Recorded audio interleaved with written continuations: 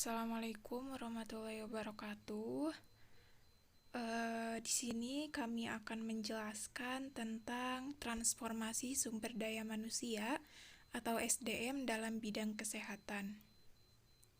Selanjutnya di sini ada tim dari kelompok 5, yaitu yang pertama Naufal Imanu, lalu ada Hana Muslimatul Hasanah, ada Milka Tioma, dan ada Budi Nindya dan juga Amelia.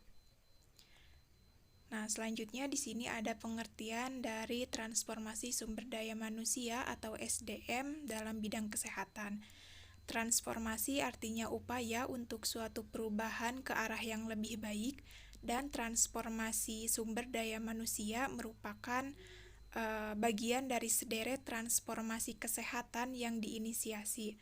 Nah, ini merupakan pengertian transformasi sumber daya manusia atau SDM kesehatan menurut Menteri Kesehatan Budi Gunandi Sadikin. Tujuan transformasi sumber daya manusia kesehatan. Di sini kita kenal ada 3. Yang pertama, mampu mengembangkan dan memutakhirkan ilmu pengetahuan dan teknologi di bidang promosi kesehatan. Kemudian, untuk yang kedua, mampu mengidentifikasi dan merumuskan pemecahan masalah, pengembangan dan pengelolaan SDM. Kemudian, untuk yang ketiga, mengembangkan atau meningkatkan kinerja personalianya. Nah, sekarang kita bahas masalah yang muncul dalam sumber daya manusia kesehatan. Menurut Kementerian Kesehatan Budi Gunandi, adapun kendala-kendala yang belum terpenuhi dalam pemenuhan sumber daya manusia kesehatan adalah yang pertama, jumlah dokter di setiap daerah yang masih kurang dari angka standar per 1.000 penduduk dikarenakan dengan biaya yang cukup tinggi. Selanjutnya, masalah kedua yang muncul dalam SDM kesehatan yaitu tidak meratanya sumber daya manusia seperti dokter spesialis, dokter umum, dan tenaga kesehatan lainnya. Hingga kini, belum semua fasilitas layanan kesehatan tingkat provinsi di tanah air memiliki dokter spesialis penyakit tertentu, seperti jantung, stroke, kanker, dan ginjal. Padahal, penyakit-penyakit tersebut paling banyak menyebabkan kematian dan menelan biaya terbesar dalam pengobatannya. Menteri Kesehatan Budi Gunadi Sadikin menyebutkan, baru 28 dari 34 provinsi yang mempunyai layanan kesehatan dasar untuk penyakit jantung. Akibatnya, pasien dari 6 provinsi yang belum memiliki layanan tersebut harus mengakses fasilitas kesehatan di provinsi lain. Sementara fasilitas kesehatan di 514 kabupaten atau kota ditargetkan dapat menyediakan layanan dasar seperti kateterisasi untuk penyakit jantung dan kemoterapi dalam penanganan kanker.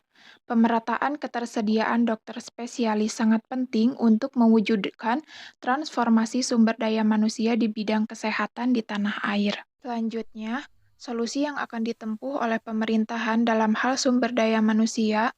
Menurut Kementerian Kesehatan Republik Indonesia tahun 2022 mengatakan beberapa solusi yang akan ditempuh dalam menyelesaikan masalah kurangnya SDM kesehatan.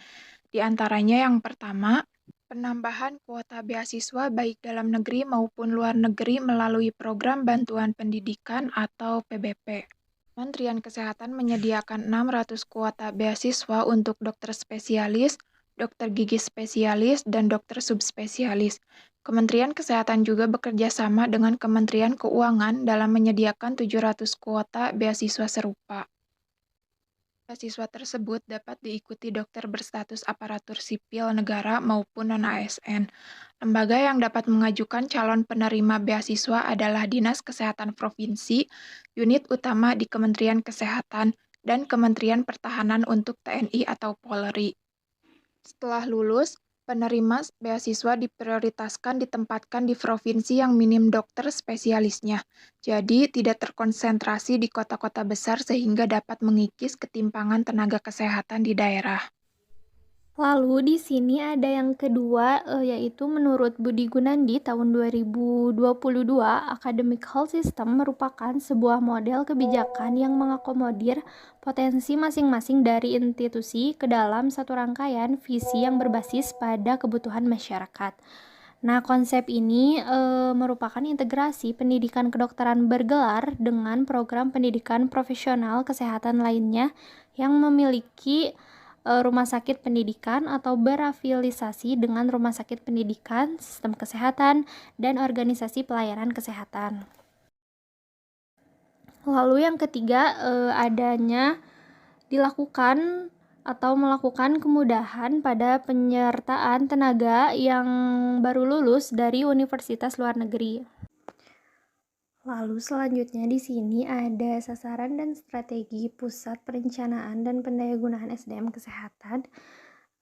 Yang pertama itu ada perencanaan kebutuhan SDM kesehatan lingkungan dengan mengacu pada standar ketenagaan dan kebutuhan pembangunan kesehatan serta memperhatikan kemampuan pengadaan, pendayagunaan serta pembinaan dan pengawasan mutu SDM kesehatan.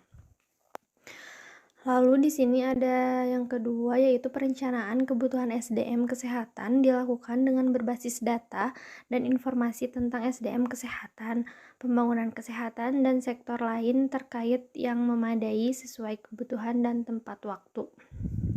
Yang ketiga ada penguatan penyelenggaraan perencanaan SDM kesehatan di daerah dilakukan melalui fasilitasi penyusunan kebutuhan SDM kesehatan.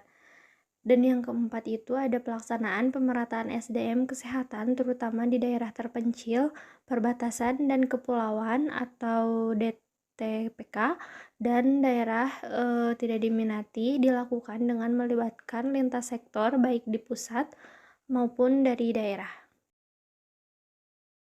Sasaran dan strategi pusat perencanaan dan pendayagunaan SDM kesehatan yang kelima, SDM kesehatan di fasilitas pelayanan kesehatan dilakukan melalui penugasan khusus.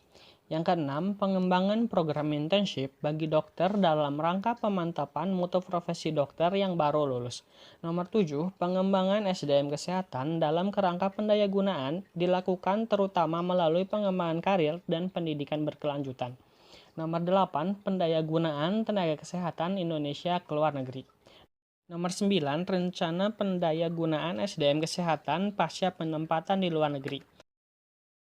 Nomor 10, pendayagunaan tenaga kesehatan warga negara asing.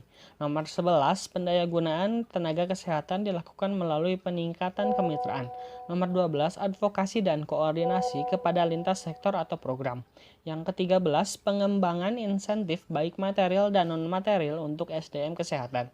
Nomor 14, dukungan manajemen dan pelaksanaan tugas teknis dan kegiatan lainnya pada kegiatan perencanaan dan pendayagunaan SDM kesehatan.